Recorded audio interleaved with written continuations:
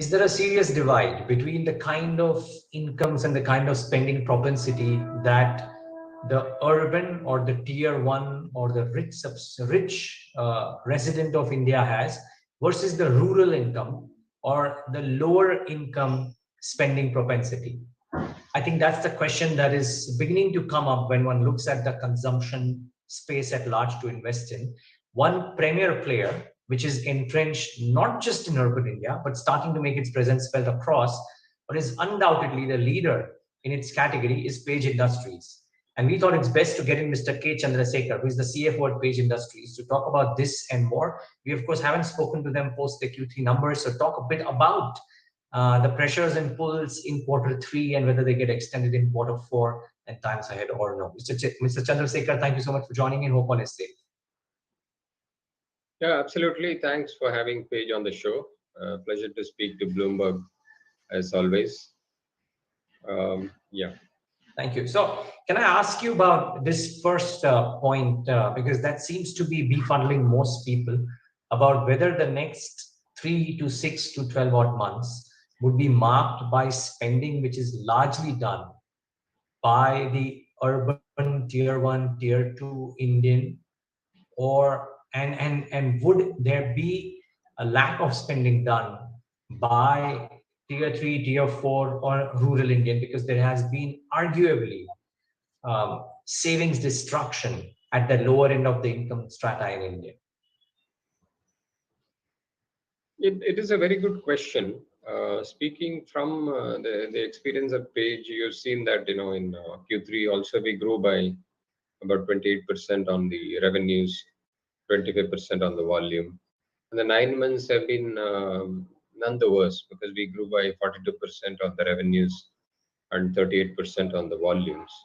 When you talk of, say, for example, the urban essentials, so urban essentials also, though one cannot strictly define these brands to be only urban presence, but then they also in Q3 grown by similar numbers, by about 24% in Q3, and even if you look at across the spectrum, the textile and apparel and ancillary industries grew by 39%. So the momentum has definitely been there. At the very bottom end of, for example, the poorer sections whose incomes have been affected or jobs have been disrupted, and particularly during the first pandemic. But I think that is a lot better in the second wave in FY22, and even in the third wave, we haven't seen too many loss of jobs simply because that the demand, we have grown used to adjusting with the pandemic itself over a period of 2 years now.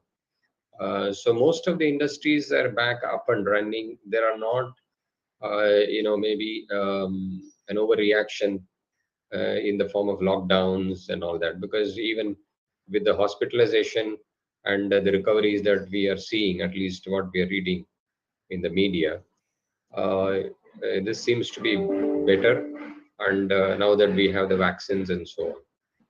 So the growth has been for us uniformly across the metros, the tier 1 cities, and even in the tier 3 and 4 cities.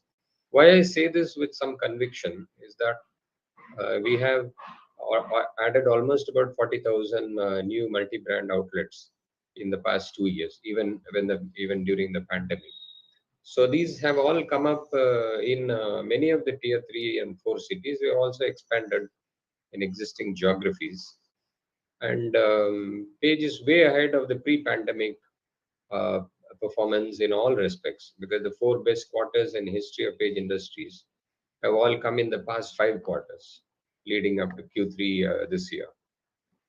So is there a sense that there has been that upgrading space that has happened hitherto in India, and is that aiding demand? And therefore the follow-up would be that as India opens up and as the replacement for office wear demand dies down, can there be a bit of a pullback in what arguably could have been demand? I mean, I'm one example of somebody who's been a large customer of the athleisure wear that you guys give out.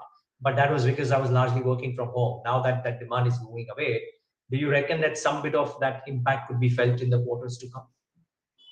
The usage of athleisure has grown over the years, and it was more accelerated during the pandemic years of FY21 and 22. And yes, the at-home category growth has been much stronger than it could otherwise have been, mainly because of the lockdown, as you rightly said. But in the lockdown period, if you take the last 7 quarters, the lockdown period has been limited. Many people still, yes, work from home, but they also, it has become, a lot of this has become also office wear. For example, in many of the IT parks in Bangalore or in other cities, you will find that much of the athleisure is also worn, t-shirts and all that stuff. So it is something as in terms of the dressing or the wardrobe pattern or the behavior. The Indian consumer has changed for good and is adopting more and more athleisure kind of wear, whether being at home or going to the gym or even traveling or even to most of the offices in India. Athleisure has become an acceptable product category. So the athleisure category still has very low penetration. And as you earlier mentioned, the growth also comes from being in new markets. We have gone into newer markets, but if we had 60,000 stores presence, and today we have a lakh and 10,000 plus. But there are new customers who are walking into those stores because we were not in those geographies before. So this is there are a lot of cross currents, and so because we make the product available to many more retail outlets today than we ever did in the past.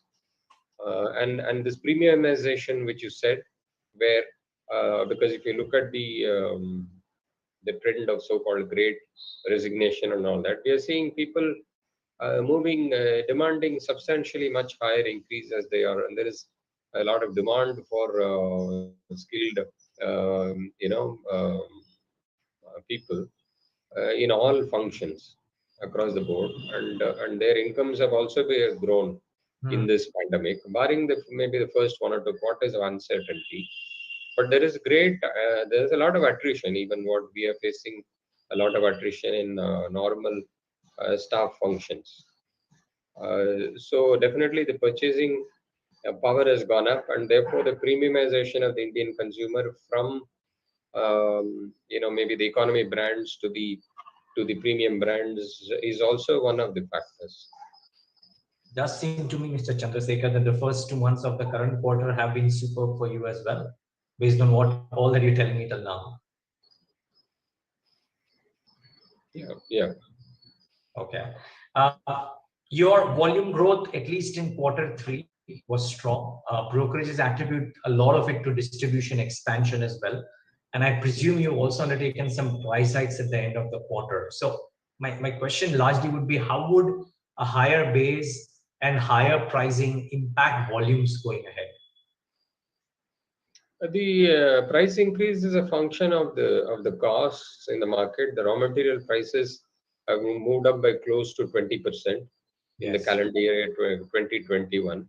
Yes, we have taken a price increase of 5% in Q1, and we have again taken a price increase by about 8%, which sort of going forward will peg us at around 20% EBITDA margins, which we always target. And many of the other players, even in the economy space and premium space, have taken much higher and more frequent price increases. They've been forced to do that in the last 9 to 12 months. And even in January, some of the brands have taken a price increase. So with vis-a-vis how the our customers view us, that we are at par with the other players, relatively speaking. The in absolute terms, the prices of all brands have gone up, and that was inevitable because of the price increase. And the price increase of this nature would affect the smaller players more, because in terms of the sort of value proposition for them, they might lose out on some of the customers. But have a lot of pricing power. We have never exercised it unnecessarily in the past. We have always picked only around 20% EBITDA margins. So therefore, we are in a much more favorable situation. And so long as we continue to deliver closer to the demand that we have, I don't see that the price will be an issue with the consumer. Okay. Would you believe you need to take further price hikes to adjust for higher input costs? I presume that costs would have moved up for you as well, post quarter three up until now. As of now, no, because the raw material prices have weakened a bit since the Okay. end of Q3. And Okay. but then again, we have seen this volatility for the past 1.5 years, and therefore we did a number of things like being very tight on the OpEx and managing the cash flows very well, having long-term partnerships with vendors. We have tried to minimize the impact of the price increases. If the raw material prices move up by 10%, we will have to increase prices by less than 5% because that is the impact on the revenues to maintain the margins. So going forward, at the moment, we are not seeing the need for another increase um, unless there is a further more increase in the raw material prices. So it seems again a derivation of all that you said thus far. You believe that higher pricing of input costs, if they indeed move up going ahead, will not be a dampener simply because you have the flexibility to price more. You have the pricing power which you've not even exercised, and because everybody else also increases the prices at the same time, the relative pricing is in your favor, and therefore it will not impact your demand. Is that a correct assessment? Exactly, exactly. Okay. Uh, Penetration, Mr. Chandrasekar, for jockey products, if I'm not wrong, again, from whatever I gathered from the report, 17-18% for innerwear, single digit for other categories. It's a good problem because you can scale up as much as you want because you're at a low penetration. But it also poses the question that how do you increase this penetration? Does it lead to enhanced advertisement costs? And could that put a pressure on margins, or would you stick to that 20% mark irrespective of how much advertising you have to do? Would you choose to do it in such a fashion that you maintain your EBITDA? Penetration in the premium apparel category, as you rightly said, is in the range of about 12%. And the innerwear is maybe the men's innerwear in the range of 17 to 18%. And it is single digit for even athleisure and some of the women categories. So the penetration can only come through increase in the distribution. The demand, we are present in about one-fifth of the geography of India only, according to estimates. So we can be 5 times larger. And that can only come if we onboard more distributors, enter into new geographies, and enhance our retail presence. The proof of that is in the growth in the volumes, even during the pandemic, by an increase in the number of stores from close to 65 to 70,000 to a lakh and 10,000 has brought about new customers. The growth has come, the demand for jockey, even in some of the other towns, the sales per store is more or less similar to in a larger town. So therefore, there is a great demand for jockey products. And the other one is, of course, as I said, the continuing premiumization of the economy, the people who choose the economy brands, who aspire for the premium brands like jockey. That is continuing to happen in the Indian economy. Yes, the awareness of the product has substantially increased across the digital and the offline advertisements that we do. It is substantially increased. The jockey brand is far more visible than it was ever in the past. Advertisement, we typically only stick to about 4% of the revenues, and then the allocation between that as to ATL, BTL, and online and in different geographies and all that, codings and so on, is then based on need and how the team feels. But from a management standpoint, we try and keep the advertisement to not more than about 4% of revenues. So the advertisement will be more focused to where it is required. than having to increase the outlay for advertisement as a total. Okay. Mr. Chandrasekar, my final question. As a leading brand, uh, acceptance is never an issue for you. The question mark only would be how fast you want to grow versus the kind of resources you deploy in order to grow that fast. With the current setup that you have and with the current state of the economy, would you reckon, and I hear conflicting views from different companies, and which is why this becomes important, would you reckon that 2022 for you can be a year wherein you can grow at the pace that you've grown, say, in 2021? You yourself mentioned 4 of the 5 best quarters have been in the last 5. Do you reckon you can emulate that or better that growth in 2022? That is the reason we work, that is the reason we come to work every day, because of the passion for the brand. I mean, the brand is so big. I mean, the brand continues to surprise us all the time, and therefore there are two levers. One is, when you are talking of scale, obviously you need people. So we have invested in people in for the sales, for the back end. We can keep on, even during the pandemic, continue to recruit the skills and the quality that we feel will be needed by us for going forward. The second big lever is the making the business more and more digital. So the digital transformation started about 2 to 3 years back. We have implemented JDA, and because of pandemic we delayed, but we are going from SAP to S4 HANA for fashion now. We have implemented in many of the e-com tools, because e-com has become from 3 to 4% of revenues to close to about 8 to 9% now consistently.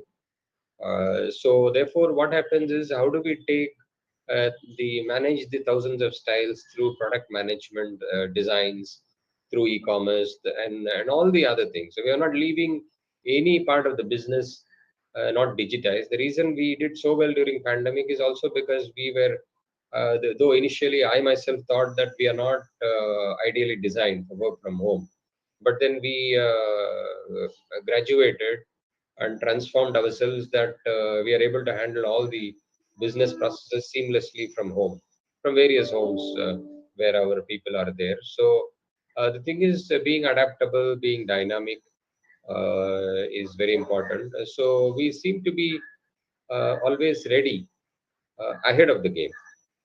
We have this passion and knack for the business we have been doing for the past 2 to 3 decades.